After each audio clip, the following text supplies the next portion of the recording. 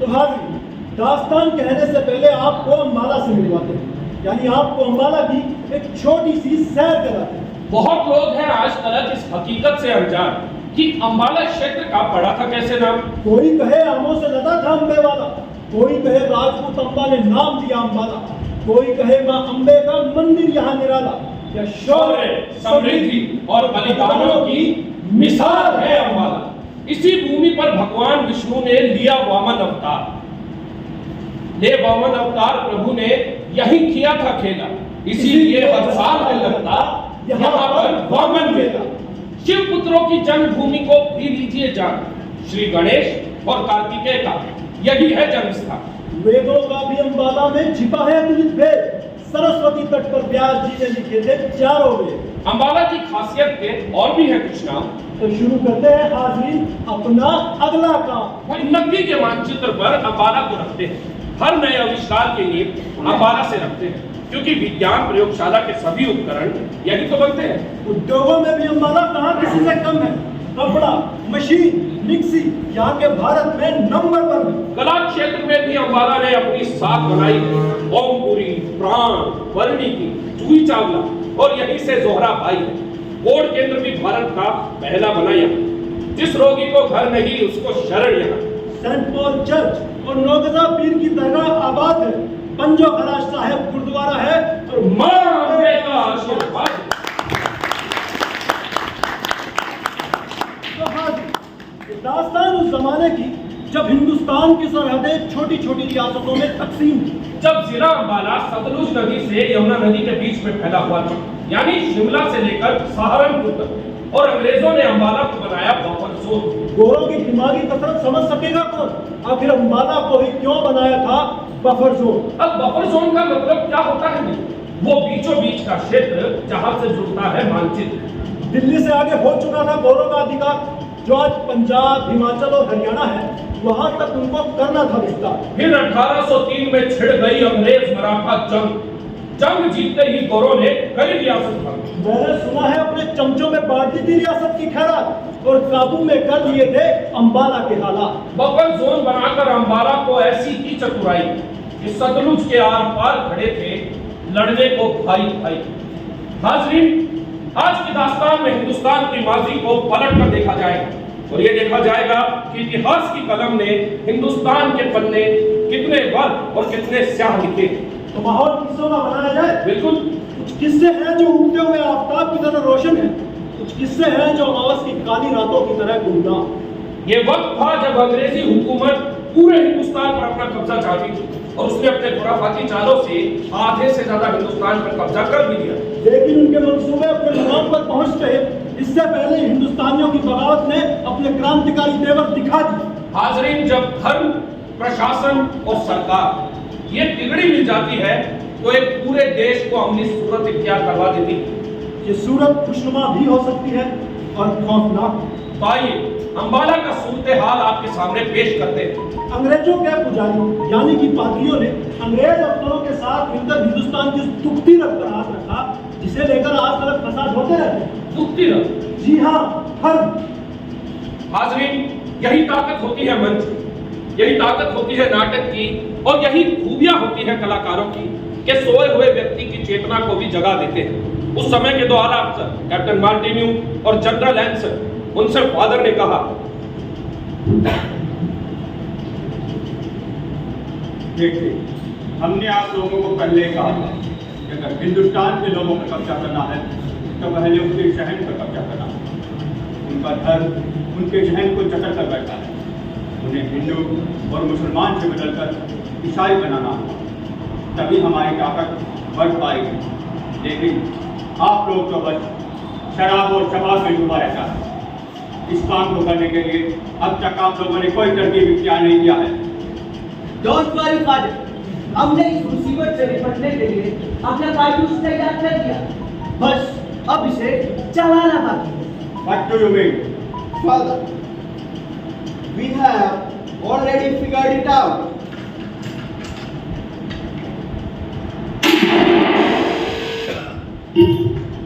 अम्बाला छावनी को 4 रेजिमेंट दी गई।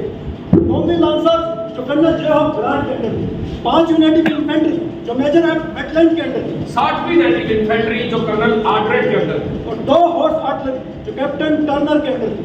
हिंदुस्तानी फौजियों की एक पलटन बुलाई गई। लाल वर्दी पहनकर मैदान में सभी फौजी तैनात।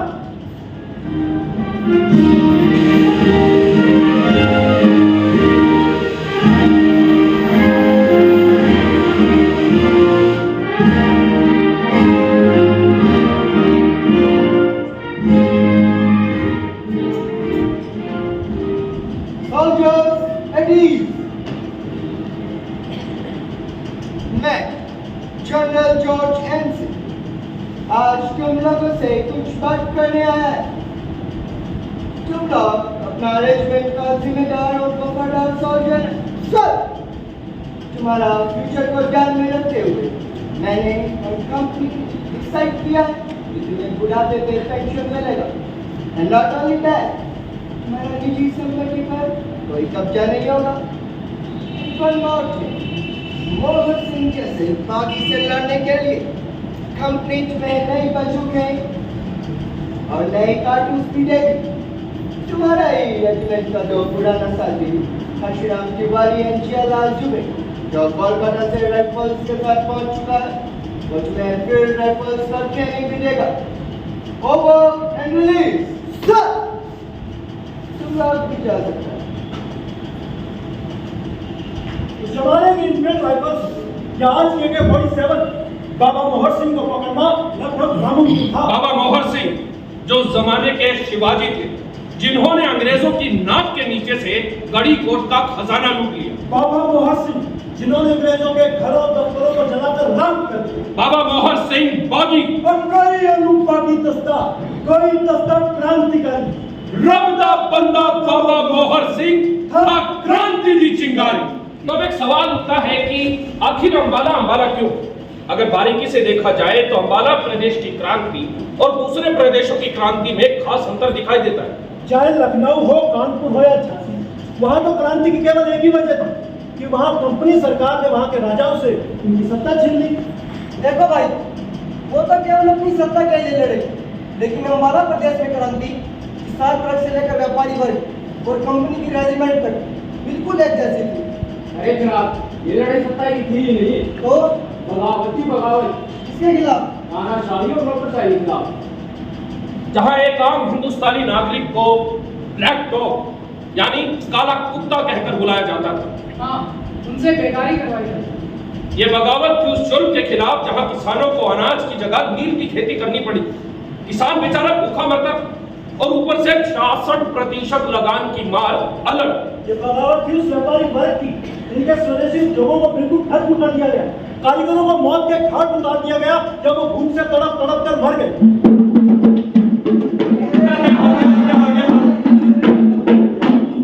दुनिया खुदा की और मुल्क बादशाह का। अच्छा। हुक्म पेशवा का। तो जनाब, तुम फरमाइए। कंपनी सरकार का ऐलान है कि जो लोग ईसाई धर्म अपनाना चाहते हैं उनकी संपत्ति कभी जब्त नहीं की जाएगी और उनकी आने वाली पीढ़ियां ही उस संपत्ति की उत्तराधिकारी रहेंगी। सुनो सुनो सुनो भाई, कंपनी सरकार को अपना हुक्म वैसे ही मनवा लेती है, फिर ये मुरादी करवाने की क्या जरूरत? जनाब, कायदा कानून नाम की भी तो कोई चीज होती है। कंपनी और क्या करना, कितनी बनी बत्ती बनी। मतलब फौजी ने तो रूल बना ही दिया ना कि जिसका कोई वारिस नहीं है उसकी संपत्ति जब्त कर ली जाएगी। यानी जिसका कोई वारिस नहीं वो ईसाई बन जाए, तभी संपत्ति सुरक्षित रह पाएगी। भाई झांसी में फरमान गया तो रानी झांसी ने साफ मना कर दिया कि मैं गौरव अपनी झांसी नहीं दूं। रानी के मना करने से कुछ नहीं होगा। ये गोरे जबरदस्ती झांसी पर कब्जा करेंगे। अरे भाई, मुझे तो डर इस बात का है कि सन 1817 में खुर्दा में जैसा हुआ कहीं वैसा माहौल ना बन जाए। किस तरह बक्सी जगह बंधु जैसे बड़े जमींदारों को इन अंग्रेजों ने हथियारों के दम पर संपत्ति से बेदखल कर दिया। अंबाला की रानी दया कौर के साथ भी तो यही गुस्ताखी की थी। बिल्कुल। रानी दया कौर? अब भला ये कौन है? अरे तुम रानी दया कौर को नहीं जानते? नहीं। तो भाई जो जानते हैं उनके लिए भी और जो नहीं जानते उनके लिए भी पेश एक खिदमत है, किस्सा है दया कौर। गुरबख्श सिंह को जनता ने दी शहीद सरदार उपाधि नरेंद्र राय सरोवर पर बनाई उनकी समाधि। बिन राजा के सूनी हो गई अंबाला की रियासत। अब कौन करेगा राज यहाँ और कौन करेगा सियासत। किस्मत की सितम ज़रीफ़ी ईरानी कथा न कोई वारिस। अंबाला की रियासत हो गई अब बिल्कुल लावारिस। लेकिन फिरंगी डलहौसी ने एक षड्यंत्र रचाया। रणजीत सिंह से संजी कर उसको नाच नचाया। बेचारी दया कौर रह गई बिल्कुल निढाल अकेली। और अंबाला बना हुआ था सबके लिए एक पहेली। सन 1819 में दया कौर हुई पंचतत्व विलीन और अंबाला की सत्ता फिरंगियों ने ली छीन। दया कौर के साथ ही छिन गई अंबाला की आजादी। सर्कुलर रोड अंबाला पर बनी है उनकी समाधि। शख्स मनमानी कर रही थी, वहीं दूसरी तरफ उसने लाल कुर्ती बाजार में अपने अफसरों की अय्याशी का भी पूरा ख्याल रखा था। इस बाजार में कंपनी के अफसर अक्सर आया करते थे और साथ में बटालियन के कुछ हिंदुस्तानी सिपाही, खास तौर से 5वीं रेजिमेंट। इस बाजार में गरीब, बेसहारा और विधवा लड़कियों को लाकर बेचा जाता था और फिर शुरू होता था जिस्मानी तिजारत का सिलसिला।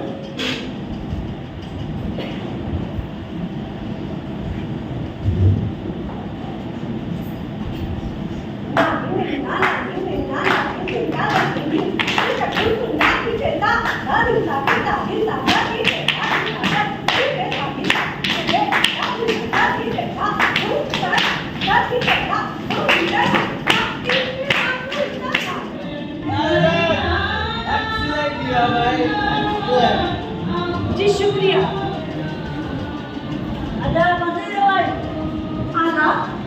जरा रुककर आता, देखा नहीं अंदर साहब लोग बैठे।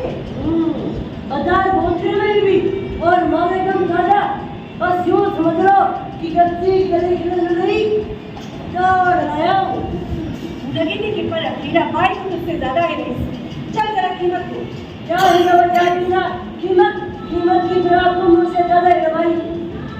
तो दे दो बस। शुक्रिया रे भाई। रुक रे, सच कहा तुमने। नगीने की फर्क और कीमत की फर्क ही मुझसे ज्यादा है। वाह वाह भाई वाह, आज आपने हमारा मान दिया। वाह भाई अंदर आओ। नाम क्या है तुम्हारा? जी हमारा नाम कहना। हमारा तो तुम लखनऊ से जान पड़ती हो। जी तुम्हारी तहजीब पर तो गाड़ी जाओ। जरा कुछ तहजीब यहाँ की लड़कियों को भी सिखा दे। तंबा सब की सब जंगली है। बच कर रहना, सब जंगली है। डरो नहीं, तुम्हें यहाँ किसी किस्म की तकलीफ नहीं होगी। जरा पलट कर दिखाओ। ये नशीली आंखें, ये सुराहीदार गर्दन और ये लचीली कमर, लगे ना तुमको किसी की नजर। आज से तुम्हारा नाम हुआ गौहर। जानती हो गौहर का क्या मतलब है? जी मोती।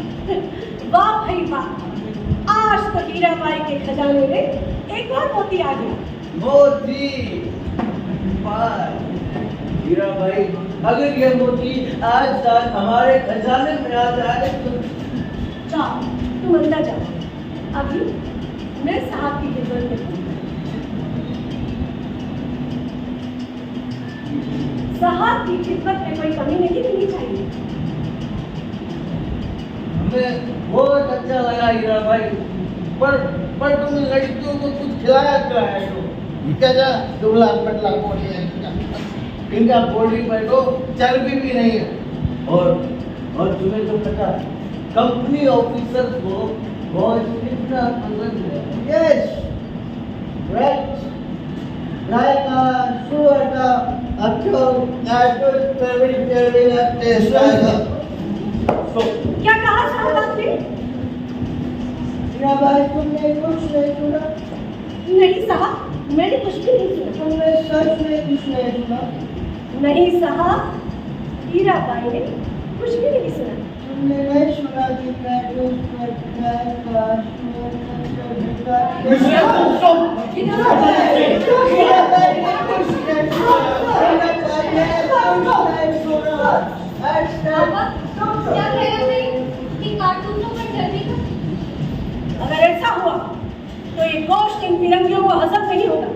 हाँ, हम लोग तबाह जरूर हैं, लेकिन हमें भी मुल्क से मोहब्बत है। कहीं चाहे ये खबर जल्द से जल्द बटालियन तक पहुंचानी होगी। आखिर मुल्क की हिफाजत करना हमारा फर्ज है। अब वक्त आ चुका था हिंदुस्तानी सिपाहियों की आजमाइश का, क्योंकि कलकत्ता से ट्रेनिंग लेकर काशीराम तिवारी और जियालाल दुबे अपने रेजिमेंट में वापस लौट चुके थे। जहाँ एक तरफ उनको अपने पुराने साथियों से मिलने की खुशी, वहीं दूसरी तरफ रेजिमेंट के सिपाहियों के चेहरे पर गुस्सा साफ झलक रहा है। भाई जिया यार खाना बनाया यार रेजिमेंट में। बिल्कुल भाई, अपनी रेजिमेंट में आके तो ऐसा लगता है कि मान लो अपने घर लौटाए हो। और भाई क्या हाल चाल है अम्बाले के? हाल क्या पूछना, अम्बाला तो अम्बाला है। दिन में फौज और रात को फौज। अरे आ भाई बिल्कुल आ जा, खाना खा ले भाई। ये मैं खाना खा रहा हूँ। भाई वैसे एक बात है, ये साला बंगाल में दाल भात खा खाकर पूरा पेट भर गया। बिल्कुल भाई, गरम ब्रश करने के बाद मछली खाने रह गया। वो तो शुक्र है कंपनी का कि खाने को दाल भात दे दिया भाई, नहीं तो गरम ब्रश हो जाता। इन लोगों को लगता है कि कदम अभी भी बचा हुआ है। क्या बकवास कर रहा है लेखपाल? लगता है दिन में ही चढ़ाई कराया है। मैं तो होश में हूँ क्या? इन कंपनी सरकार की बोटियां खा कर लोग कुत्ते बन गए हो। ओए लेखपाल, अपनी जुबान पर लगाम लगा। अगर पुरानी दोस्ती का ख्याल ना होता ना, क्या करते हैं हम दादा? साली है। आपस में लड़ने से कोई फायदा नहीं भाई। अगर हमसे कोई शिकायत है तो खुलकर कहो। खुलकर कहो, और तुम लोग से पूरी बटालियन लड़ा दे। हाँ, यही तो हम जानना चाहते हैं। ऐसी क्या गलती कर दी हम लोगों ने? अरे भाई और सुबह की चाय भी खाते तुम लोग। चुप कर हरामखोर। इनफील्ड ड्राइवर की ट्रेनिंग लेकर आए ना तुम लोग? हाँ, तो उसका कारतूस मुंह से काट देना। तो उसमें क्या दिक्कत है? दिक्कत? अरे कारतूसों पर गैस की कर निकाल लेता। अरे क्या बकवास कर रहा है? झूठ है सब। सरासर झूठ है। तो झूठ कहोगे ही, अंग्रेजों के पक्के टट्टू तो बन गए हो। भाई कंपनी सरकार इतना बड़ा धोखा नहीं कर सकती हमारे साथ, और इसका पता तो हम लगा ही देंगे। बिल्कुल पता लगाते रहना, लेकिन यहाँ लोग तो मत आना। वाह, आज से हमारे रेजिमेंट में तुम लोगों का हुक्का पानी बंद। बंद। अरे जात से ब्राह्मण होकर इतना नीच काम करते हो, मेरी शर्म नहीं आई। थू है तुम लोगों पर, थू। बड़े गले में पड़ा हो, जिन्हें तोड़कर फेंक क्यों गए तुम लोग? अरे खड़ी होकर क्या रहे हो? इधर से।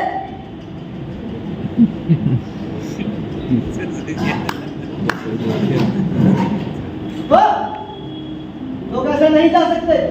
अपने साथ ही अपने गंदे बर्तन भी ले जाओ।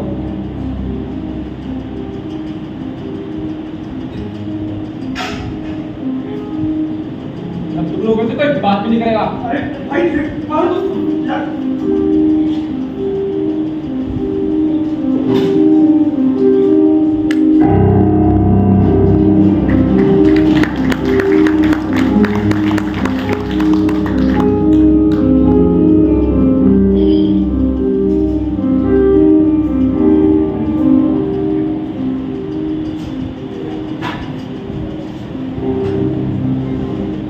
What happened, Kashyap? Why are you crying? Martini sir, हम पिछले 15 साल से आपकी कंपनी में खिदमत कर रहे हैं। आखिर हमने अब कैसे क्या बिगाड़ा है जो हमें अपनों की दुत्कार का सामना करना पड़ रहा है? ये तू क्या कह रहा है? मुझे कुछ समझ नहीं आ रहा। हम जात से ब्राह्मण साहब जनेऊ पहनते हैं। ये तो एक सूट का डाला है। कह दो, हमें कोई दिक्कत नहीं है। आफ्टर ऑल, हम तुम्हारे धर्म का रिस्पेक्ट करता है। आपके लिए सूट का धागा हो सकता है सर, लेकिन हमारे लिए ये हमारे संस्कार और हमारी पवित्रता का प्रतीक है। और आज हमारी बिरादरी हमें हमारे संस्कारों से दूर रहने को कह रही है। उनको लगता है कि हमने कारतूस को मुंह से लगाकर मांस का सेवन किया है, हम पापी हैं। What is this nonsense? पूरी बिरादरी ने हमारा हुक्का पानी बंद कर दिया है सर। अब हमसे कोई बात भी नहीं करेगा, और तो और हमें राशन पानी तक नहीं देगा। और अगर हमारी रेजिमेंट का हमारे साथ ऐसा बर्ताव है तो जरा सोचो, हमारे गांव वाले, हमारे घर वाले, यहाँ तक कि हमारे बीवी बच्चे तक हमारा मुंह देखना गवारा नहीं करेंगे साहब।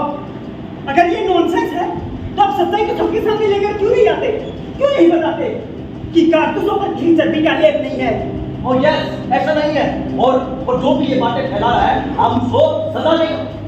लेकिन अगर ये बात सच हुई कि कारतूस पर घी चर्बी का लेप है तो महादेव की कसम अपनी सरकार की सीट पर से देर नहीं लगेगी। कहीं ऐसा तो नहीं है सर कि आप लोगों ने हमारे खिलाफ कोई षड्यंत्र और सोचा कि सभी सिपाही ईसाई बन जाएंगे?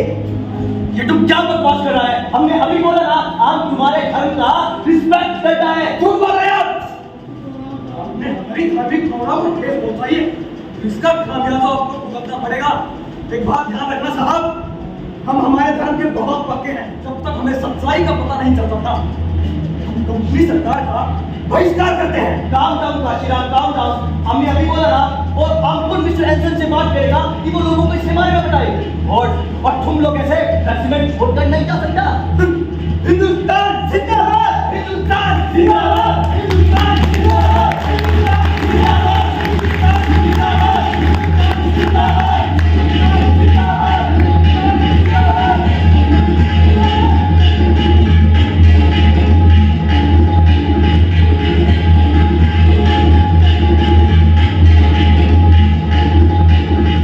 तरह डगमगा गए थे।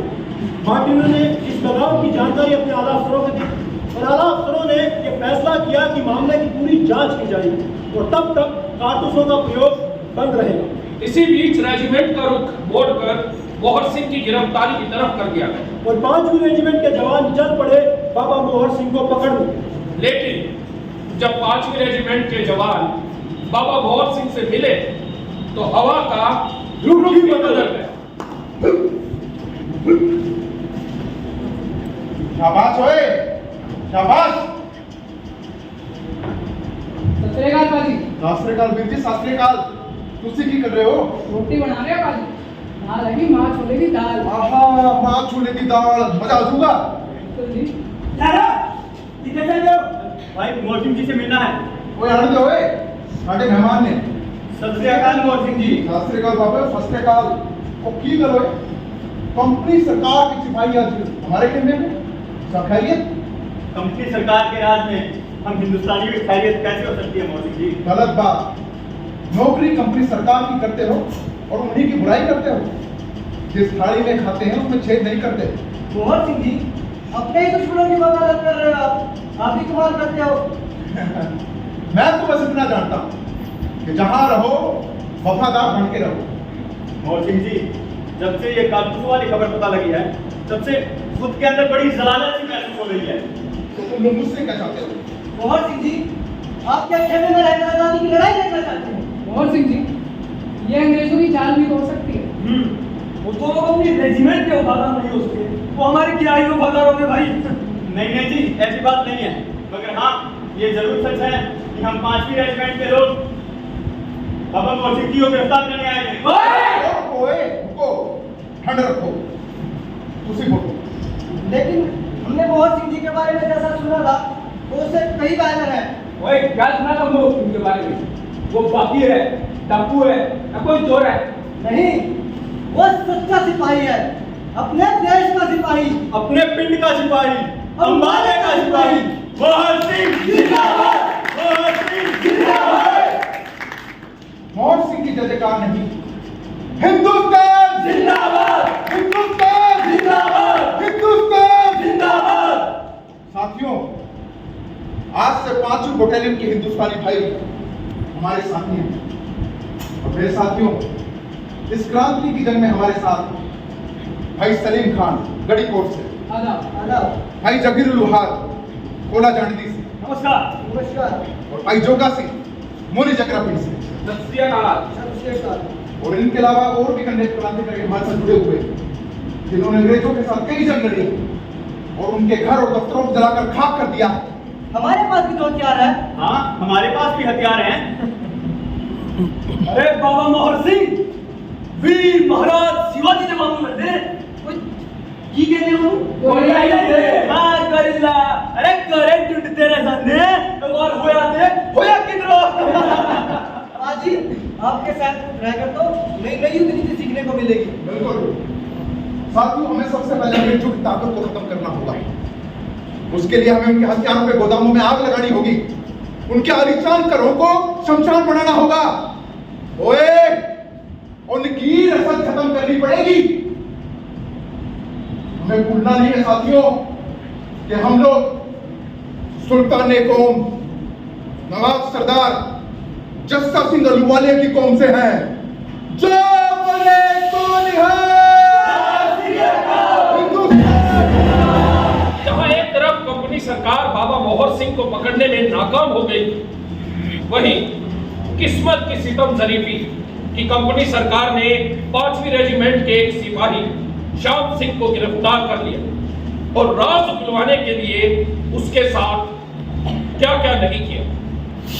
मैं कुछ नहीं जानता साहब, मैं कुछ नहीं जानता।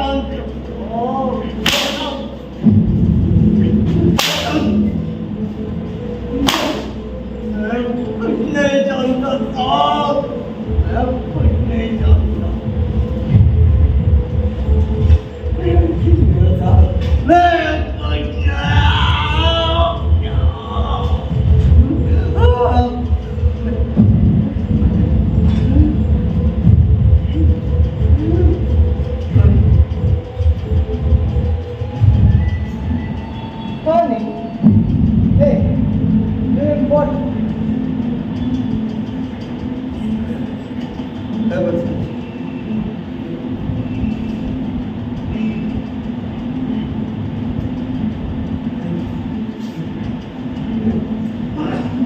कुछ नहीं जानता साहब।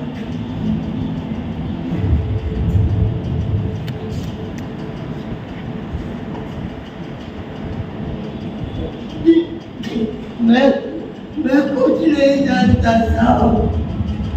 शाम से अभी टाइम है तुम्हारे पास, बोलो क्या साजिश कर रहा है तुम्हारा 5th रेजिमेंट का सर्जन? मैं नहीं जानता साहब, मैं नहीं जानता। ओके फाइन,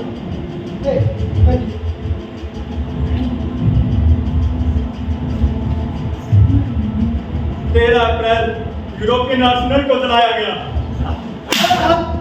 15 अप्रैल 7वीं रेजिमेंट ने ब्रिटिश सोल्जर्स के घरों में आग लगाई।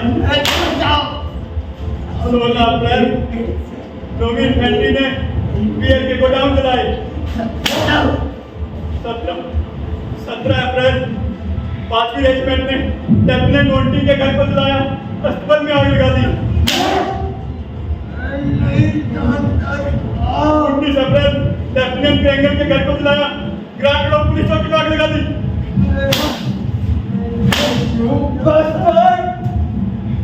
I know every date. April 21, 22, 23, 24, 26. You criminal. I know every date.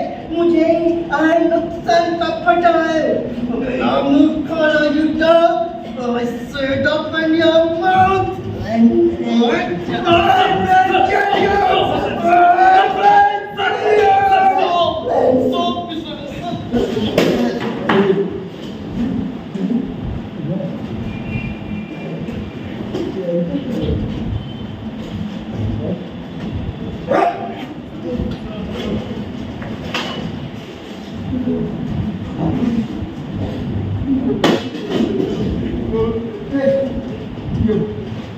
I found every piece of information.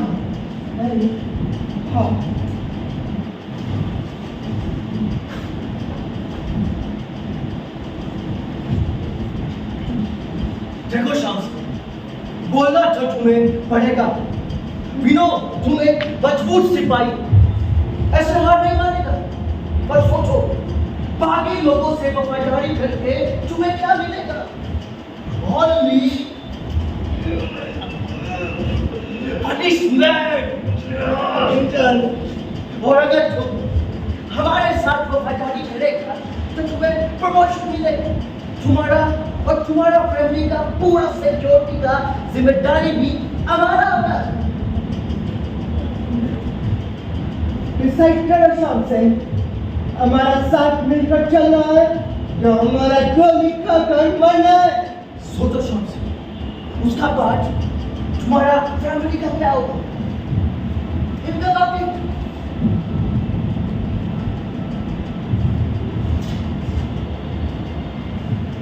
इसका पीली करो सर। ओए श्याम सिंह अब तो बोल दे यार, अपनी नहीं तो कम से कम अपनी बीवी के बारे में सोच। पेट से है वो, तेरे बाद ये लोग उसे भी नहीं छोड़ेंगे।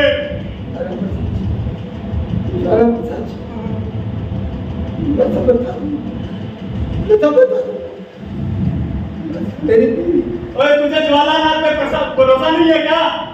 कुछ नहीं होगा तेरी बीवी को, बता दे इनको सब कुछ। छोड़ मुझे, छोड़ छोड़ छोड़ मुझे।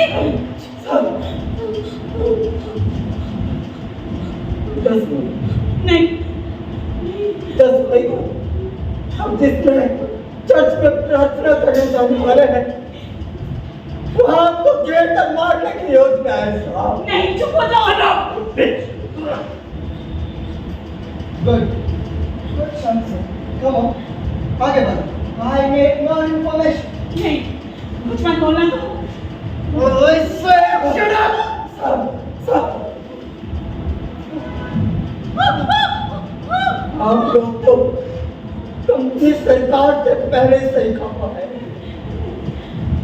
और जब से आज के रेजिमेंट के लोग बाबा मोहर सिंह से जुड़े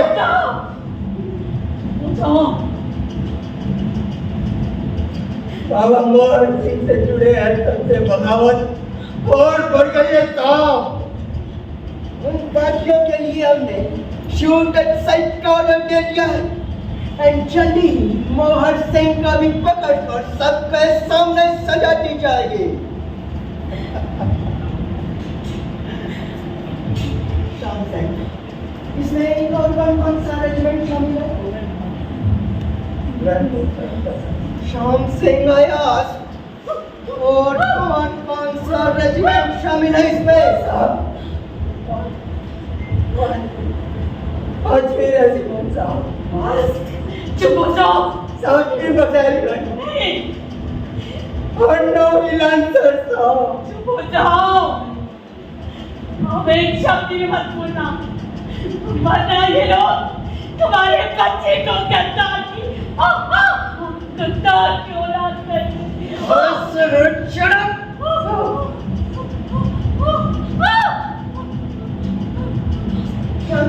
ये बागी लोग छुपा क्विक, ये बागी लोग छुपा गए। बागी नहीं है वो क्रांतिकारी है। और damn you shut up सब लोग शहर लोगों के घरों में कुछ शाहीन बाग में कुछ राजपुर के बाजार में था। My God! कुछ पास हो। Okay, office, immediately take action. Rangoon regiment को बुलाओ और खत्म करना इन सबको। सर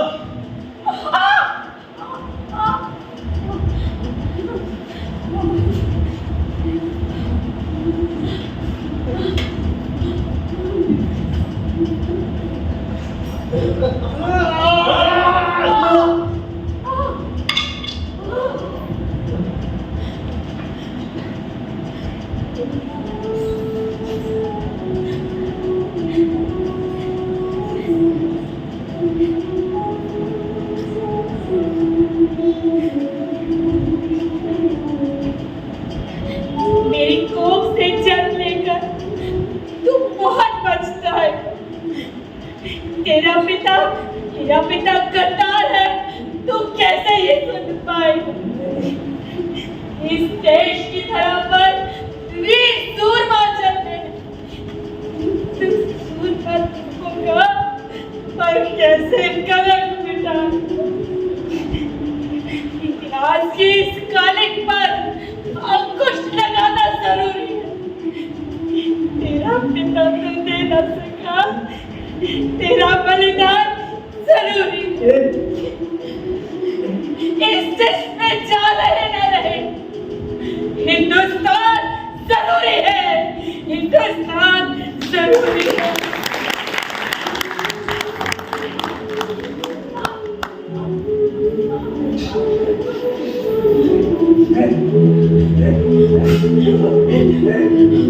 हिंदुस्तान जिंदाबाद, हिंदुस्तान।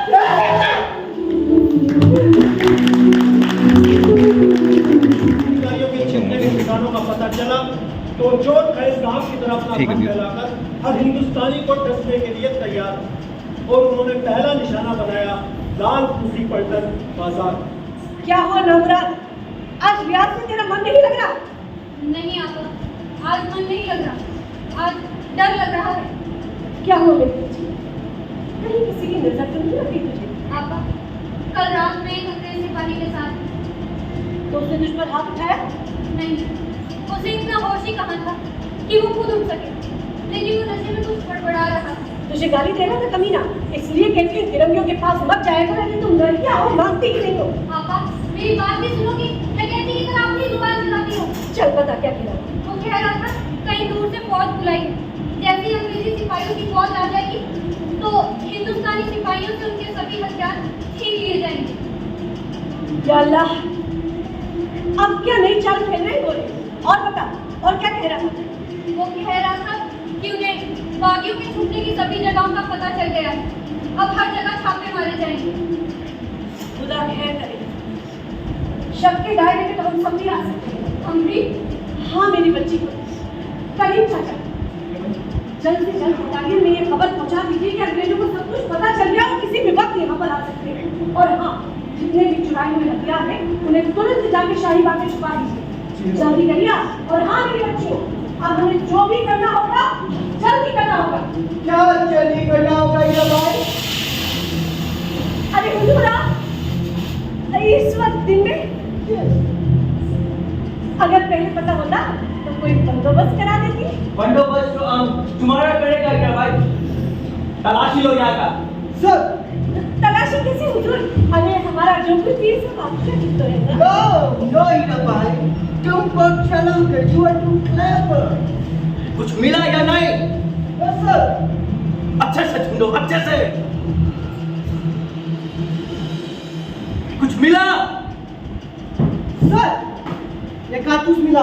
ये एक अंग्रेज साहब। Shut up. हमारे कारतूस चुरा कर हम कहीं चलाएगा।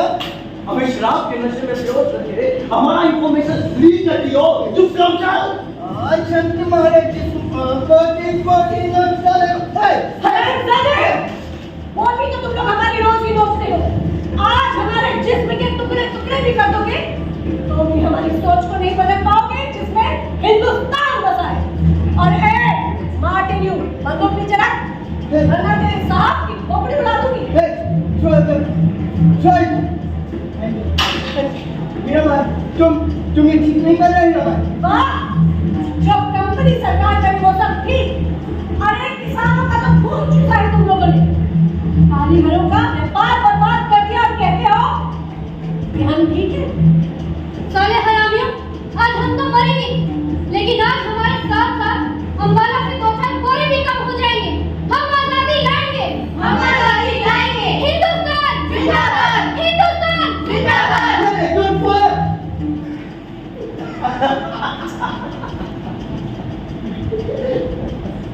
जो लोग अपना इज्जत नहीं बचा पाया वो देश क्या बचाएगा?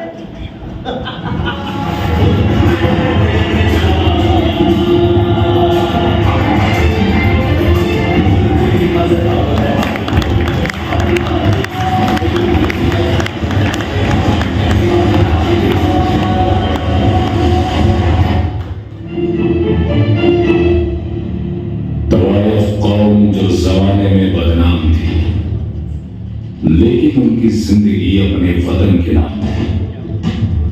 अजीजुम भाई, उमराव बेगम, लोजी और गौहर खान अचूक निशाना था इनका। ले ली कई फिरंगी जान, जद्दन बाई, जोहराबाई, हुस्ना, हजरत महल। घुंघरू से जब गोली निकली, गोरे गए दहल। आप सभी को देखकर बौखला गई सरकार। गौरों के खेमों में हर तरफ मचा हुआ था हाहाकार। शिमला से लेकर सहारनपुर तक गूंजा एक ही नारा, आजाद है, आजाद रहेगा हिंदुस्तान हमारा। पर आजादी को मंजूर नहीं था आजादी का सपना। एंसन नाम के सांप ने फल दिखलाया अपना। गरीब बेबस श्याम सिंह पर करके अत्याचार, राज उगलवाए उससे, कर उसे लाचार। चर्च में जाने की योजना तुरंत ही उसने टाली, अपने साथ बाकी फिरंगियों की भी जान बचा ली। क्रांतिकारियों के हौसलों पर गिर गई थी गाज। गिरफ्तार हुए मोहर सिंह और उनके साथी जांबाज। गिरफ्तारी, मुकदमा और सजा एक ही दिन में निपटाई। मोहर सिंह सहित सभी को फांसी की सजा सुनाई।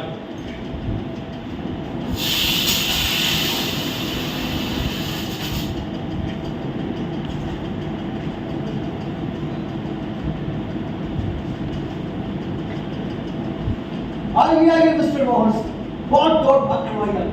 आज आपकी मेहमान नवाजी करने का मौका मिल ही गया। ओए, हमारे ही अनाज पर पलने वाले पालतू कुत्तों, तुम क्या मेहमान नवाजी करोगे भाई?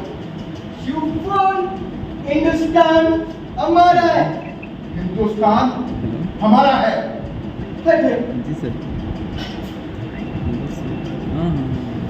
हिंदुस्तान हमारा है। हिंदुस्तान हमारा है। बोलो, मजा आ रहा है कि नहीं?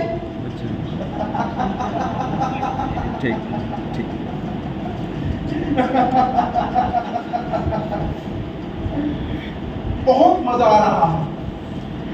बंदर के पिछवाड़े जैसे तुम्हारे गाल देखकर बहुत मजा आ रहा है। अभी के अभी खत्म कर देते हैं। अपना ही बनाया कर्म भूल गए। अभी तो तुम लोगों ने मुझे गिरफ्तार किया, फिर मुकदमा चलाओगे, उसके बाद सजा सुनाओगे। तुम जानते हो मैं तुम्हारी जगह होता तो क्या करता? क्या करते मोहर सिंह? ना गिरफ्तार करता, ना केस चलाता, सीधा गोली मारता। हम भी यही करेंगे। शायद तुम्हें मार्शल लॉ के बारे में नहीं सुना। एक नया कानून पास हो गया जो ठीक तुम जैसे लोगों के लिए भी बनाया गया, जिसमें मुकदमा भी चलेगा और फांसी भी दी जाएगी। लेकिन वो आज और अभी होगा। Everything will be finish now. मोहर सिंह के खिलाफ मुकदमा पेश किया जाए। मालिक, मोहर सिंह एक बागी है। इसने ब्रिटिश गवर्नमेंट का खजाना लूटा है। वे हथियार भी लूटे थे, उन्हें भूल गए क्या? हथियार लूटे और कंपनी के सिपाहियों पर हमला किया। वो सिर्फ हमला ही नहीं, उन गोरे फिरंगियों को जान से मार दिया।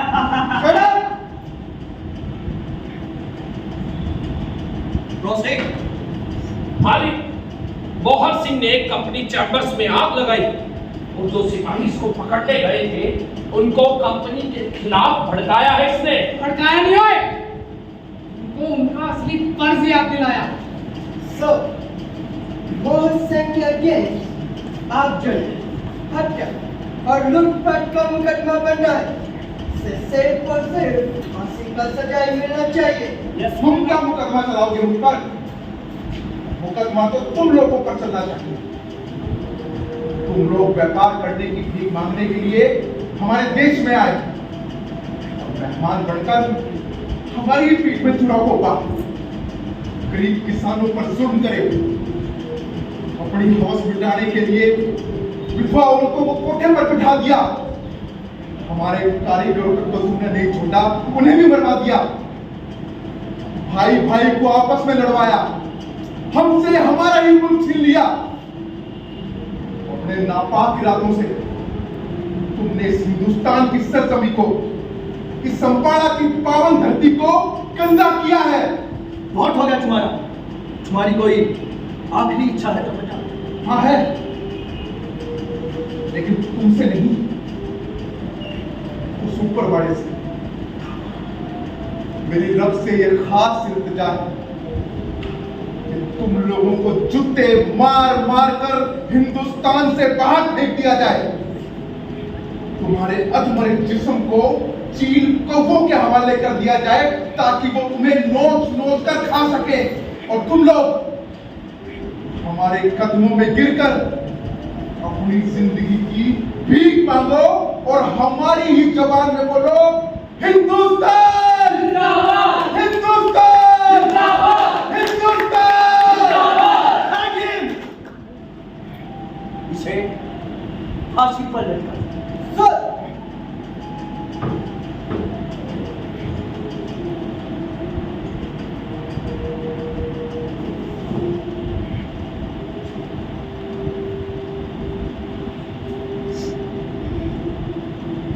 खींचो।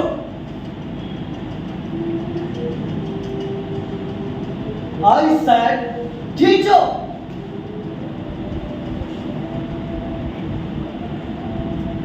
खींचो। सर, मुझे माफ कर दिए सर, मुझसे नहीं हो पाएगा सर, मुझसे नहीं हो पाएगा। मोहन सिंह जी, मुझे माफ कर दीजिए मोहन सिंह जी। मोहन सिंह जी, मुझे माफ कर दीजिए मोहन सिंह जी। बैठा के मेरी एक गल हमेशा याद रखी, जिथे भी रहो, जिस मट्टी ते रहो,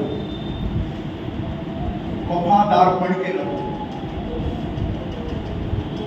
अपना फर्ज निभाना है। I said खींचो।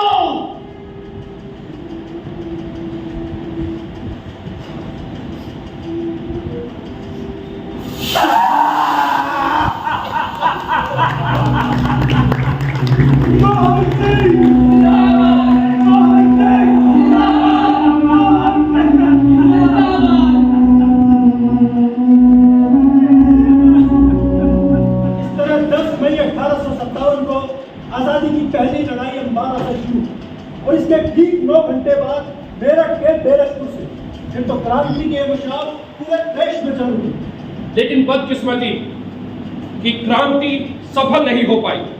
अंग्रेजी हुकूमत ने अपने छल और बल के प्रयोग से इस क्रांति की मशाल को बुझाने में कोई कसर नहीं छोड़ी। लेकिन हाँ, वो सोच के उस चिंगारी को नहीं दबा पाए जो सन 1857 का विद्रोह जनता में छोड़ गया था।